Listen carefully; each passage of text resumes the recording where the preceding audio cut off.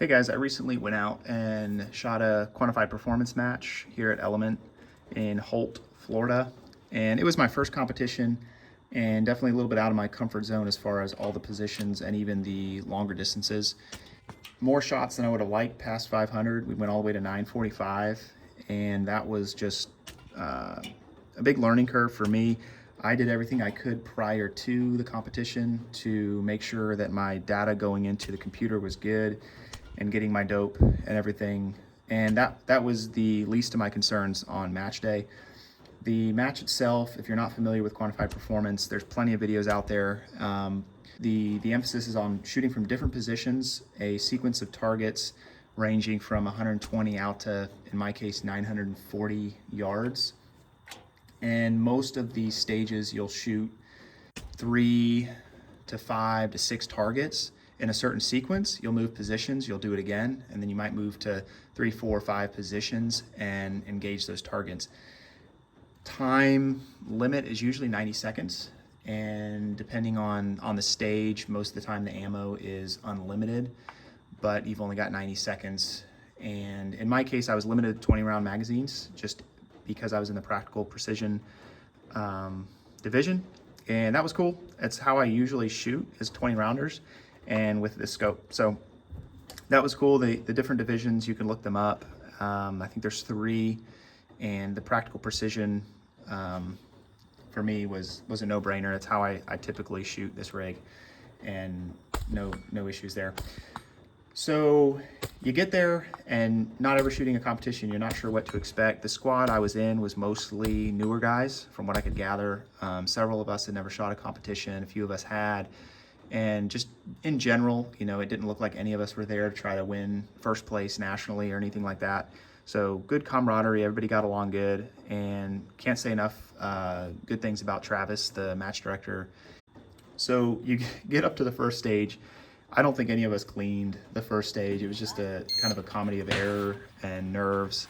Everybody was, I think, freaking out, kind of dumb mistakes. Scope caps were on, scopes weren't set back to 0. You know, things with magazines. One guy's gas block wasn't set. It was just bad.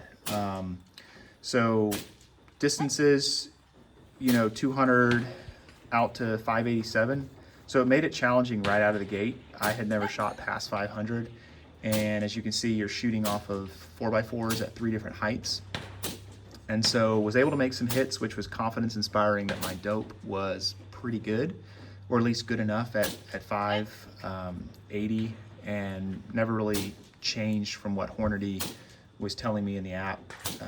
So that was great, but not a good stage for any of us, and we were glad to move on to the next one.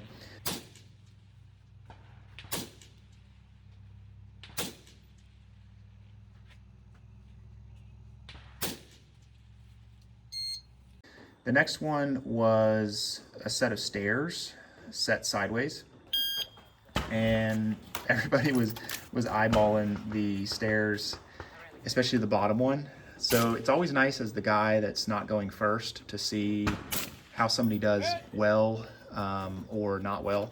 And in this case, it seemed like going prone on that last one was about the only way you could do it, unless you could sit cross-legged and bend at the hips really, really far. I was able to complete this stage and had some serious jitters with the safety. And, you know, they want you to engage the safety between each position, which is normally a no-brainer. But in this situation, it was like having 3 left hands. So, you know, finally kind of got it together, but it was kind of a comedy of errors looking back on the footage. And then you see this last step. You got to get down pretty low, but overall it was a fairly easy stage, I think, and I think a lot of us did pretty well. This next stage, I think most of us psyched ourselves out. We had 4 positions, and moving just the distance we had to move, and then the targets, they were all the same distance. So it was basically 4, you know, maybe about 5 feet apart, 4 targets at 288. And so for me, it was an easy 1 mil hold. I ended up dialing that 1 mil just so I could hold and send them. was pretty good. It was just getting a stable position in 4 different positions.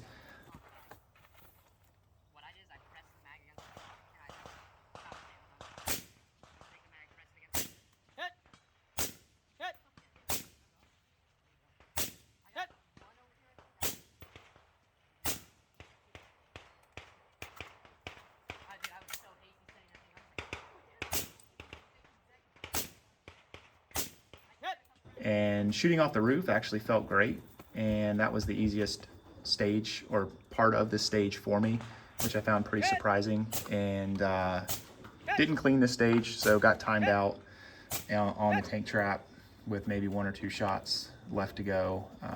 So that was disappointing, but it was a tricky stage. We all kind of knew it going into it, and I think we psyched ourselves out for the most part.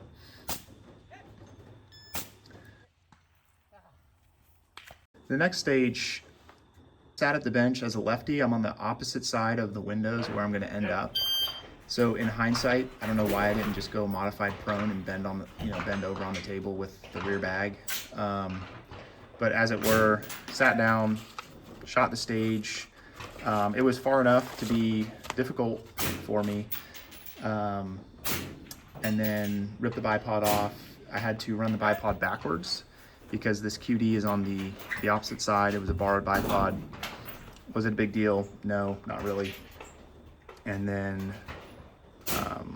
got through this stage fairly well, but I think, sitting down cost me some points and some time that I didn't really need.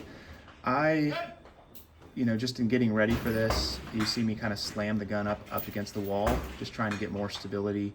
So I'm pushing the rifle into the side of the window, and then it's right on the bag.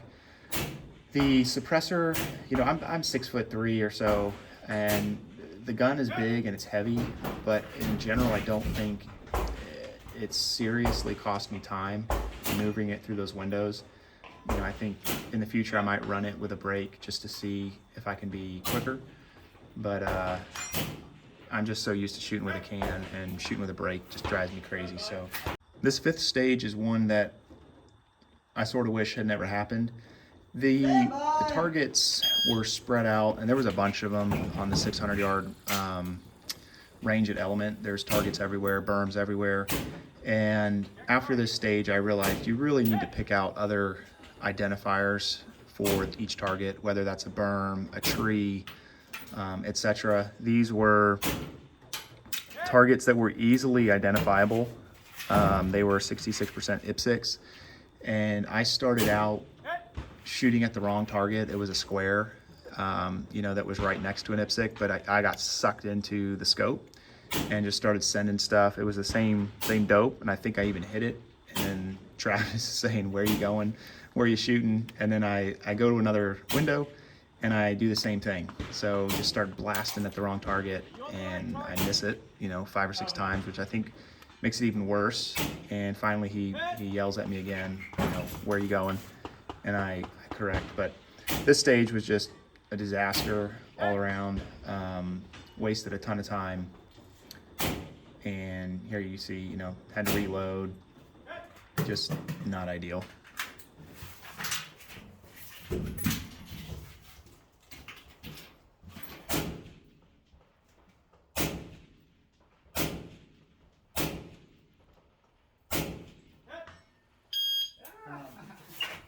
This stage 6 was the last stage where my buddy was there to record me. 6 positions, and again, kind of psyched myself up, thinking there's no way I'm going to get through all these positions with needing 12 hits.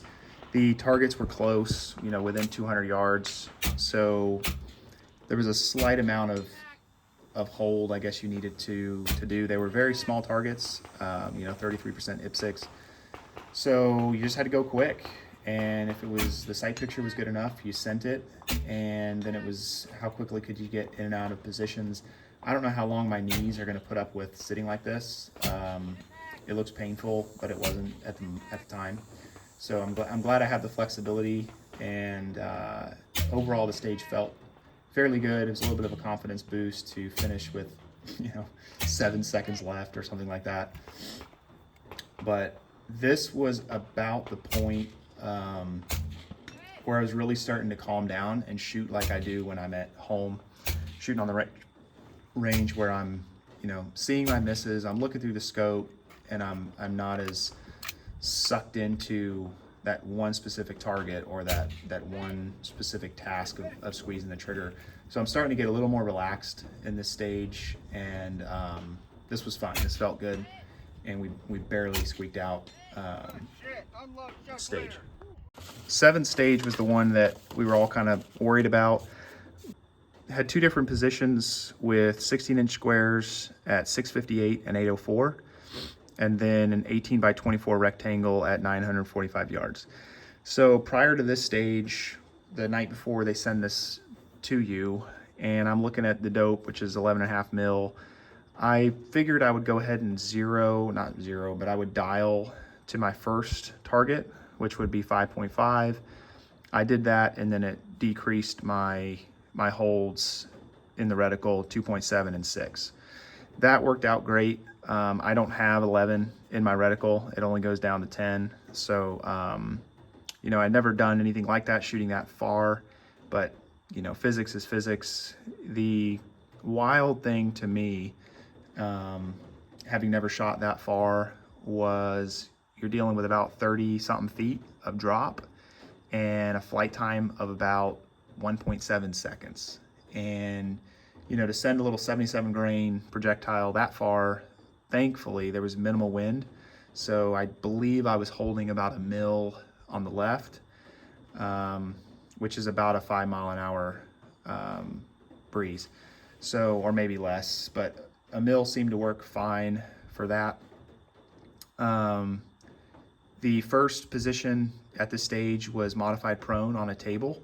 So basically, you could run your rear bag, put the bipod out, and you're leaning over a table, basically shooting prone, right? So surprisingly felt good, felt stable, and was able to hit all 3 relatively quickly. And then you went to basically a standing position off a PRS Barricade, which is essentially, a 2x4 at about chest high. For me, being a little taller, that was pretty comfortable, and I left the bipod on, add a little bit of weight, but it was, I think, what I needed for stability. And yeah, I got through this stage fairly quickly, and scored relatively well on this stage, which I was excited for, and just, did everything I could prior to this match with making sure my dope was good, my data was good, and then just trusted it at that distance. The last stage they run in every QP match. They call it the mid-range quantifier. So basically you start standing, you have to engage 2 targets at around 100 yards. Boom, boom. And then you go to a ladder, and you're gonna shoot targets in kind of a weird sequence. So, left, center, right, center, left is how we did it. We spent way too much time trying to make sure we had those locked in. It was a little confusing, again, with the array of targets.